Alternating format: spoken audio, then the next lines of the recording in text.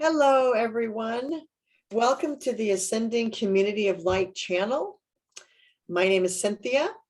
And I'm Rena. And together we are having discussions each week about different topics. And our goal is to gather together people of like mind who are interested in creating an ascending community of light. Those individuals who consider themselves as awakening and starseeds, maybe even light workers, light warriors, any of us who are consciously seeking a spiritual path. So Rena and I like to have our Rena and Cynthia discuss, and here we go. Today's topic is looking at our belief systems and how they are manipulating all of us behind the scenes. So the first thing I wanted to do, Rena, was to talk about the word belief. It's an interesting word, and I don't know who in the world came up with it. Like, how did it even get here? Because I don't know, like so many words, they probably came from Latin, right? Yeah. And when you spell belief, it's B-E, and then I thought of hyphen L-I-E, be-lie, and then they put an F on the end for the noun, or the believe with a VE on the end. So belief. So it's what do you mean by that? What is, tell me what you mean by that? Like, why is that important? Well, I'm really into etymology and looking at the roots of words and how they affect us. I think there's a lot of programming going on, subconscious programming, where we are told to, for example, believe in something. So one of the things I was looking about was when I was growing up, what I was told to believe in. So I was told to believe in God and believe in this or believe in that. And we never use the words know or experience or explore and find out. It was always just, oh, believe. And one of the things I thought of when I was reflecting on what we'd be talking about today is no one told me to believe I love my children. When I became a mother, I didn't have to believe I love my children. I know I love my children. Do you know what I mean? Uh-huh. There's that difference. Yeah, where totally. We don't have to believe in it, know it to be true. In other words, someone isn't telling us what to think or what kind of thoughts to have, what kind of belief to have. When we're experiencing unconditional love, we just have a knowing inside of us. That's what you're saying. Exactly. So it's not a program. Exactly. Right. And okay. I think that's the difference we're striving for as we move into a 5D world. We don't have to believe in this or that. Rena and I want to know. We want to have that absolute conscious knowing that we are the divine. We love our children. We love our husbands. The world is a good place. Those are knowings, I think, and there's a difference there. So, Rena, so what really are belief systems? Yes. So I just wanted to say to the audience that in my history, I was a hypnotherapist, and I worked with a lot of people in going into the core of what their belief systems were. And what I used to teach them was that thoughts create emotions, and the emotions that you're experiencing, that's what's creating your experience. So if you're having two people can be experiencing basically the same thing, but because of the thoughts that they're having about that in their mind, one is having a happy experience, another person may be having a not so happy experience. And so, but where did the thoughts come from? That's the big question. So, we have all this stuff going on with positive thinking and change your thoughts and, do affirmations. And so the question is, Cynthia, why don't affirmations work? Many people use them, but many and have a little bit of help. It does help, but other people use them and it just falls flat. It doesn't do anything. So why is that? Yeah, somehow there's a disconnect between their beliefs and their thoughts and their emotions. Exactly. And you and I have talked about the emotions are the GPS guidance system, like Bashar likes to say, of the human being. And so, as our guidance system, it's not wrong. Our emotions are where our thoughts are. We're just not always conscious of that, right? Right. So, And so where do those thoughts come from? So that's what I was kind of thinking about and getting to. And what we would do in hypnosis is we would be able to go deep enough into the person's psyche to like get behind the thoughts. What was the event, or what were the things that was happening in the psyche that created this belief system, if you will, that then when anything triggered that belief system would be like the operating system of your computer or the motor in your car. It would be that one thing that was the directive of how everything else was going to flow. And so the belief system is really the instigator of what the thoughts are. And so what we need to do then is look at what isn't working in our life, or what are we having discontent about, and then finding a way to be able to go inside and look at what the underlying beliefs are that are kind of that foundation, and start looking at those and knocking that foundation down, so that then we can say, okay, let's create a new belief system. So then these new thoughts that we want to say, these affirmations or these positive things we want to have happen in our life, that they will now have somewhere to be supported. exactly. There has to be an alignment, and we hear that a lot. Oh, you've got to be aligned. You've got to, what does that mean? I think that means exactly what you just described. Yeah. Our thoughts have to align with our emotions. So, where do our beliefs fit in? Are they on top of our thoughts? They're underneath our thoughts, They're right? underneath our thoughts. Right. And So I they're had a living in the couple, subconscious realm. yeah, exactly. So Most of you them have are. some really good examples here of some beliefs that you heard as a little girl. Would you like to share those? Yeah. But just to give you some examples, if you have a belief, I just want to make this kind of clear for our audience that if you have a belief, for example, that your voice isn't valuable or your opinion isn't valuable, then what might be the thoughts that might come from that belief? Well, one thing I thought of was a thought might be, well, I don't want to participate in any discussions because my thoughts aren't valued if I participate in discussions. Then what emotion do you have on top of that? So the emotion might be, I feel unwanted. So you have this emotion of feeling unwanted and not feeling part of the group because your underlying belief is that your opinions are not valuable. So then what would be the physical result of that? Well, that might be that you're disassociating when you are sitting there, or you have some anxiety.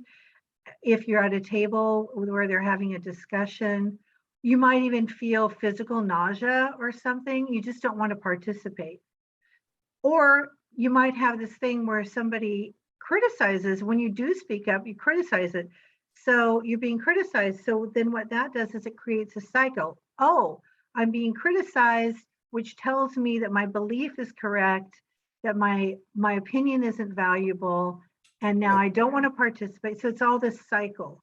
And And I it think that, reinforces itself, right? yes, and I think that that's the key, is we really need to look at what are those cycles in our lives that keep coming back, keep coming up. So Yeah. for me, I have a cycle of being overweight. And this has been haunting me since I was probably 11, right? Moved across the street from a candy store. And I've actually Okay. been dealing with weight issues since I was a little girl. And you think you solve it, and then it comes back. And you think you solve it, and it comes back. So I was working on this the other day. And I went way back in time, and I went way back to being a baby. And what I realized was that in my own family situation, we had a predator. And so I realized that I picked up from my mother's side that whole thought of that if I am attractive, that I will attract predators. So maybe it's safer to not be attractive. Maybe it's safer to be invisible and stay unnoticed so that then we don't need to worry about that. And so unconsciously, then what do? I feed my negative emotions with food. And then when I feed my negative emotions with food, then I become more overweight. And then I don't feel good. So I create more negative emotions. I have guilt, I have sadness, I have thoughts of unworthiness, and I feed more. So again, we're back to that cycle. And here I am, 61, still working on it. And I'm happy to admit that because I know that everyone on this planet has these continuous cycles that they are tackling. And I want to give the people listening, I want to give you permission to take a deep look at these cycles and look at that area of your life that is not working and take a deep breath and say, I'm ready to work on this. So that was my I thought was think part of that's, our discussion today. yeah, I think that's really, really common, especially with American women and the media and how the media portrays what you should look like and shouldn't look like and all of this. But I agree with you. I remember feeling that in high school.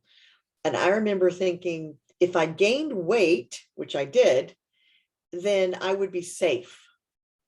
So a fat woman isn't harassed and isn't, like you said, the sexual predators out there. They don't come after you if you're unattractive or fat or heavy or overweight. So I remember that. And I gained weight in high school thinking, I do have that thought of, I'm going to gain weight, so I'm safe. Mm-hmm. I think that's really, really common. But Mm-hmm. that is a belief system. Mm-hmm.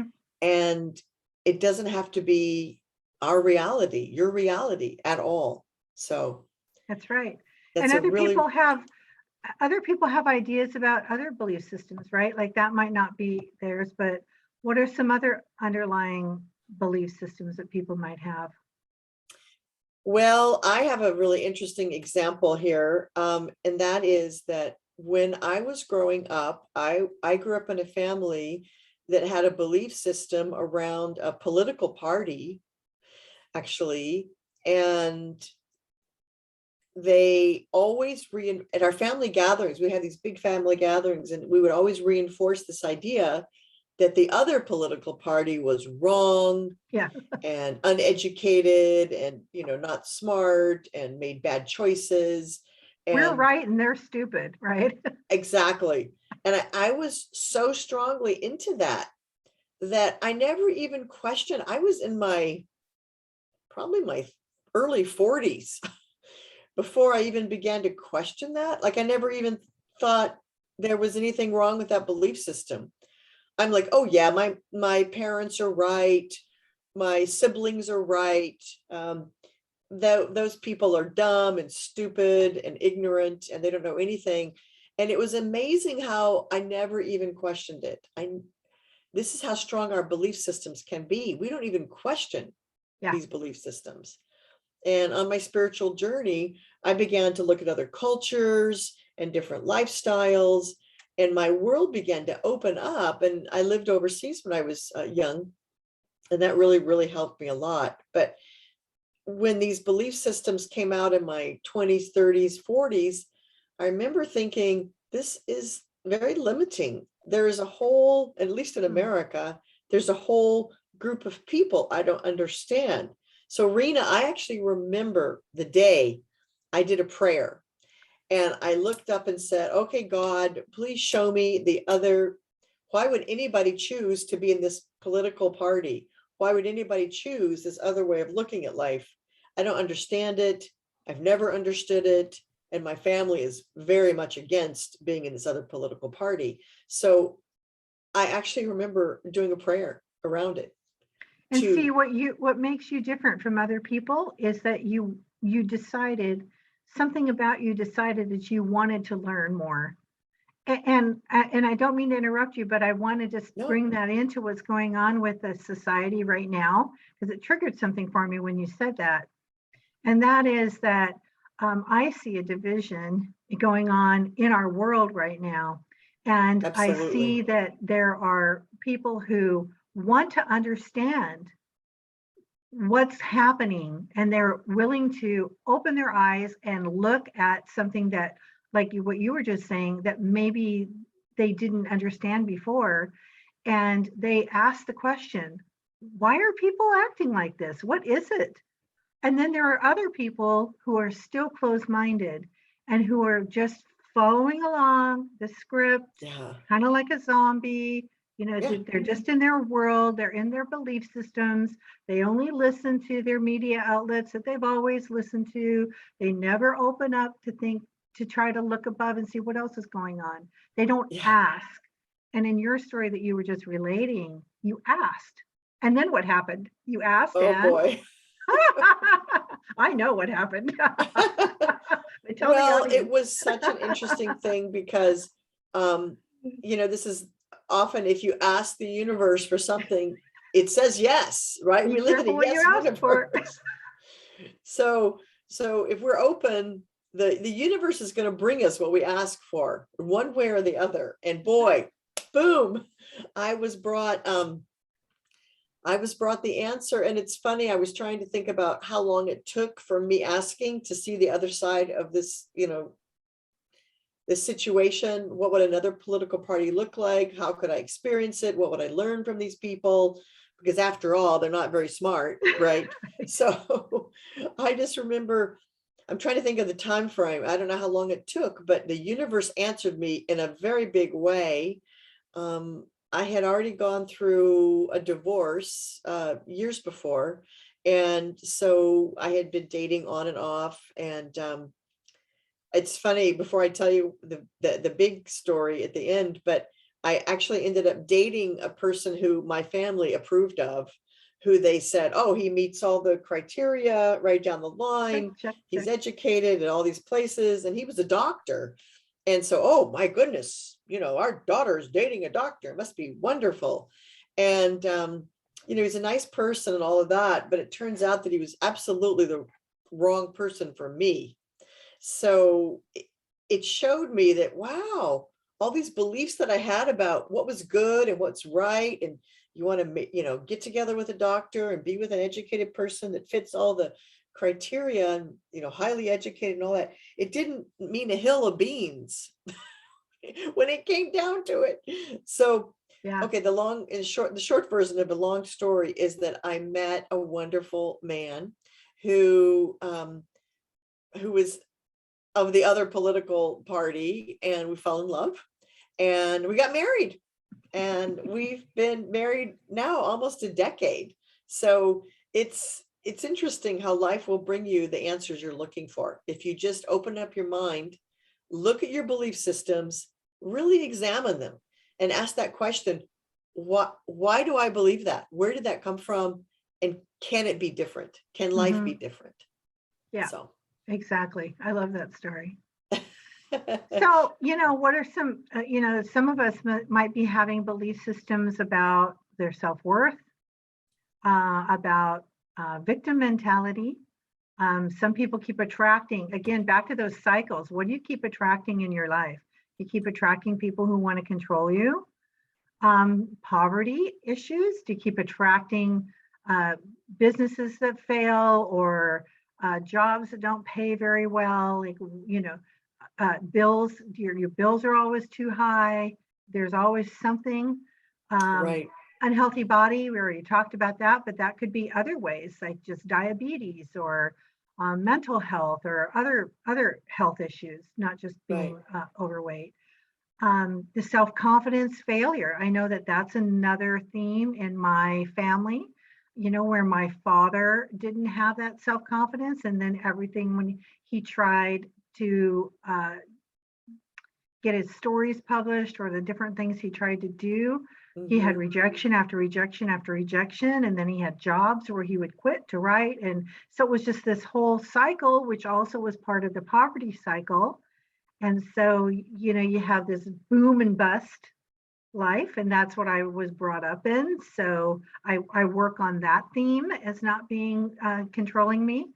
Yeah, Or so yeah, I'm sorry, didn't mean to interrupt, but like I I was just going to am, say that the last one is the government will take care of me. How's that for a belief system? yeah.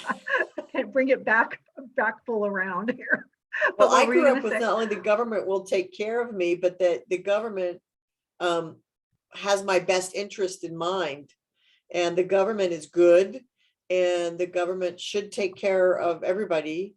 And we should pretty much, all be taken care of from, from birth to death. So I definitely grew up with that belief system.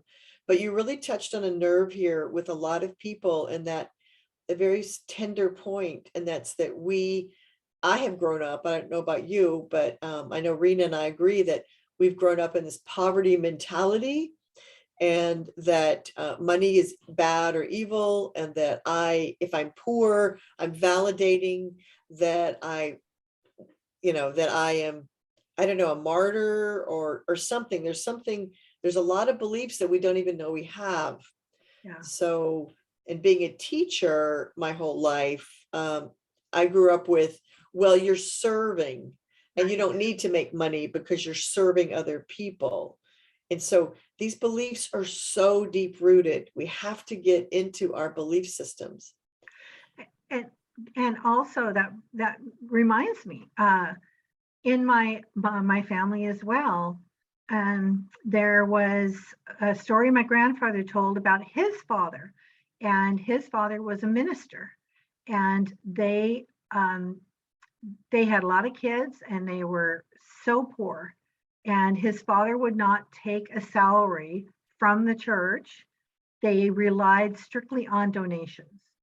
So this man and his family all relied on the generous donations, or not so generous, depending on the day, of the people at church.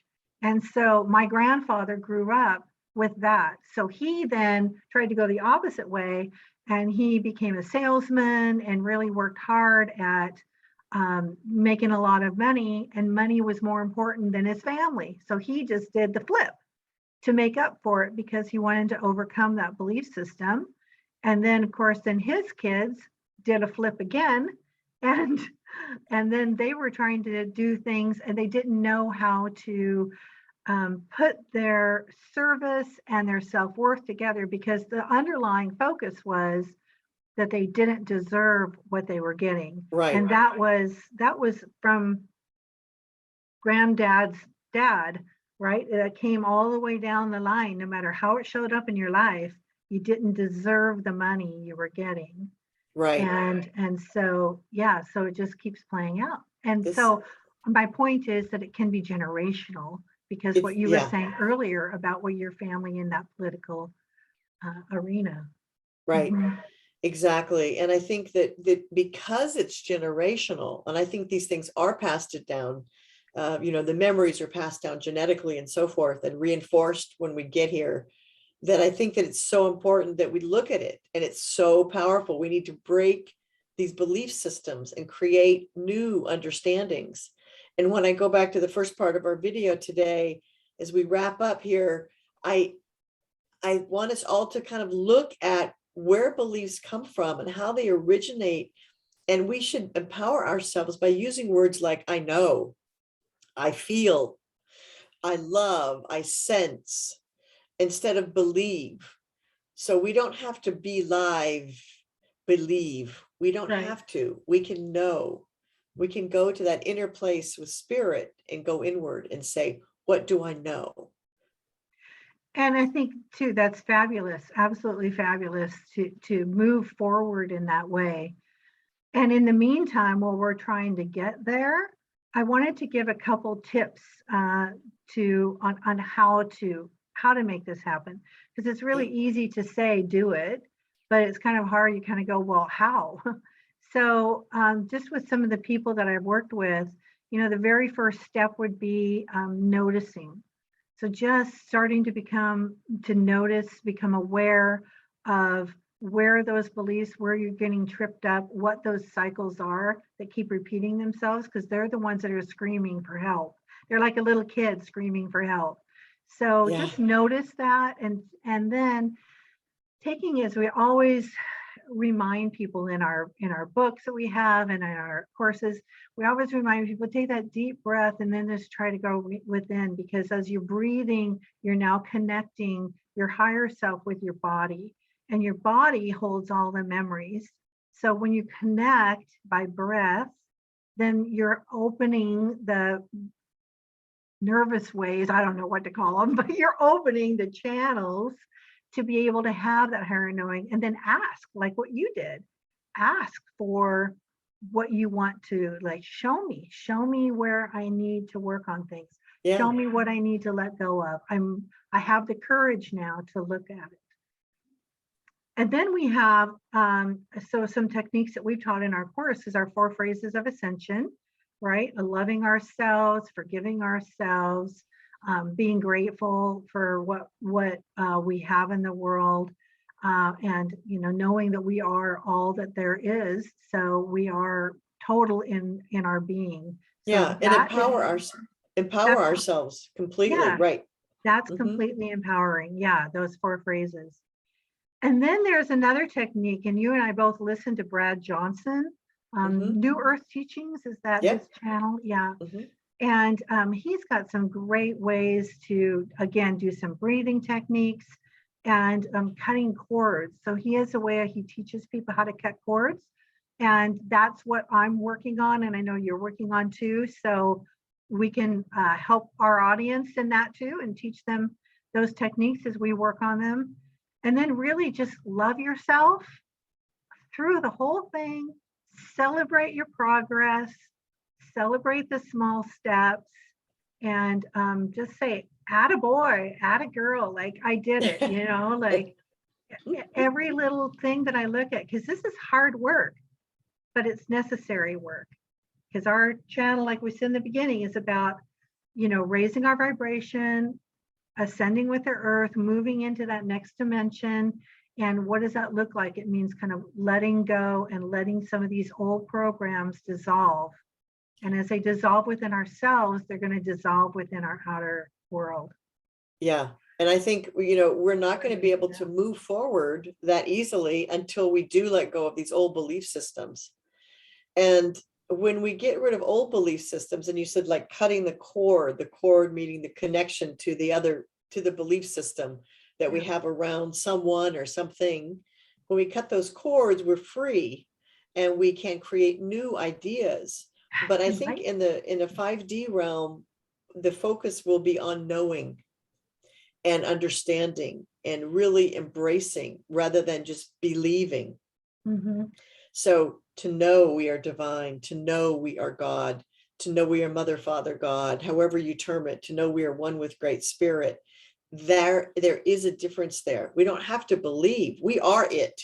So it's that knowing. So absolutely, I go back to the great Greeks. They said, man, know thyself. Human, know thyself.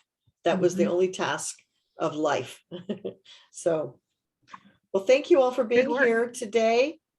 And we hope we've left you with some ideas and strategies. We love that you're joining us on our discussions, because we talk like this all the time.